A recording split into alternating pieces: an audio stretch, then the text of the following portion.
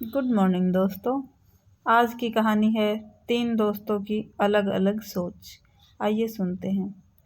दोस्तों, ये बात तो सच है कि ज्ञान और शिक्षा ऐसे अनमोल तोहफे हैं जिसे हासिल करना मुश्किल ज़रूर है, लेकिन अगर आप कठिन परिश्रम करना जानते हैं और चाहते हैं कि आपके पास भी वो सब कुछ हो जो हर सफल इंसान के पास है, जैसे बंगला, पैसा, गाड़ी और सबसे ज़रूरी है इज्जत, तो आपको इनको पाने के लिए शिक्षा और ज्ञान को हासिल करना बहुत मुश्किल है।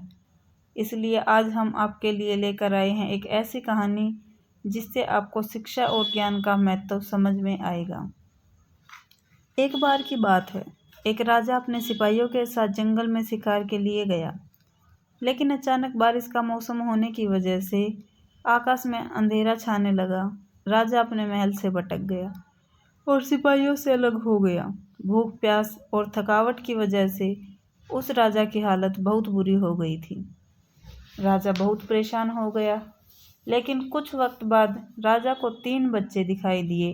तीनों बच्चे काफ़ी अच्छे दोस्त लग रहे थे। राजा ने उन तीनों दोस्तों को अपने पास बुलाया और कहा, क्या तुम मेरे खाने के लिए खाना और पीने के लिए पानी ला सकते हो? ये सुनकर तीनों बच्चों ने कहा, जी हम अभी घर जाकर आपके लिए कुछ लेकर आते हैं। ये कहकर तीनों बच्चे अपने गांव की तरफ भागे और अपने अपने घर से राजा के खाने के लिए काफ़ी कुछ लेकर आए। राजा बच्चों के जोश और प्यार को देखकर बहुत खुश हुए और तीनों बच्चों से एक सवाल पूछा, बच्चों मुझे आज तुम तीनों से मिलकर बहुत खुशी हुई। तुम अपने जीवन में क्या करना चाहते हो, मुझे बताओ। मैं तुम्हारे लिए कुछ करना चाहता हूँ। बोलो तुम्हें क्या चाहिए? ये सुनकर तीनों बच्चे कुछ देर तक सोचते रहे और फिर थोड़ी देर में उनमें से एक लड़के ने कहा, मुझे धन चाहिए। मैंने कभी 2 वक्त की रोटी नहीं खाई, कभी अच्छे कपड़े नहीं पहने, इसलिए मुझे सिर्फ धन ही चाहिए।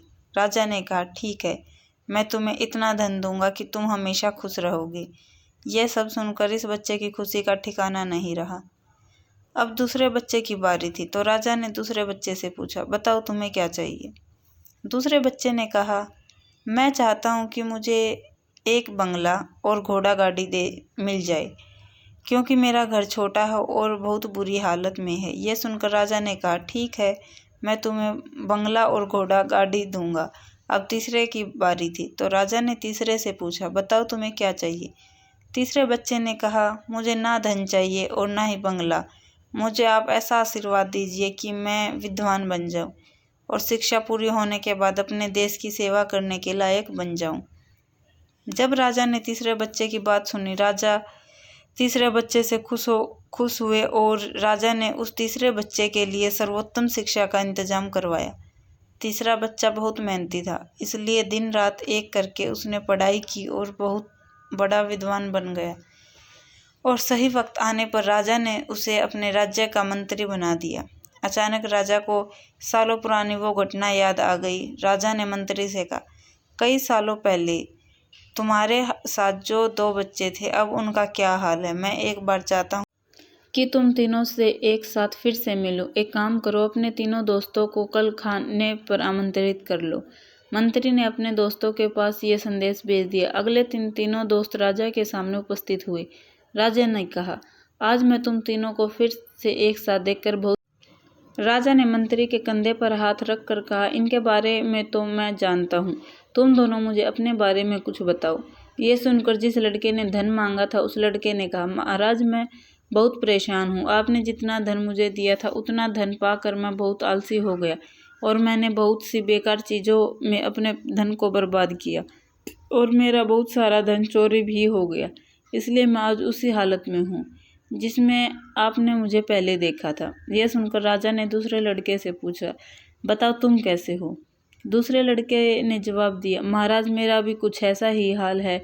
मैं तो अपने बंगले में बहुत खुशी और सुकून से रह रहा था, लेकिन कुछ वक्त पहले आई बाढ़ में मेरा सब कुछ बर्बाद हो गया।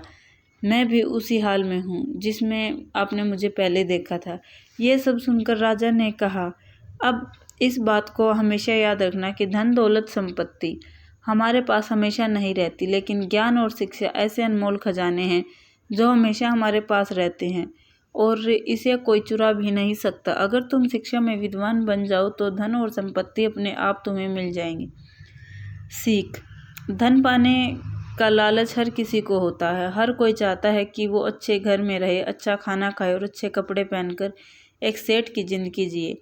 लेकिन ज्ञान और शिक्षा के बिना अगर आपको बंगला, पैसा, गाड़ी मिल भी जाए तब भी वो आपके किसी काम का नहीं, क्योंकि तब आपको समझ ही नहीं आएगा कि इसे संभालना कैसे है। आज के लिए इतना ही। ऐसी ही नई नई कहानियाँ पाने के लिए हमारे चैनल को लाइक करें।